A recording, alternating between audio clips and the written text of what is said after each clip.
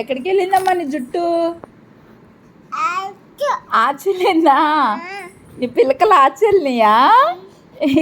ఏ ఆచెల్ని? ఏ ఊరు వెళ్ళి? నానా నాన్న దగ్గర ఉన్నాయా? జుట్టు ఆచెల్లిందా?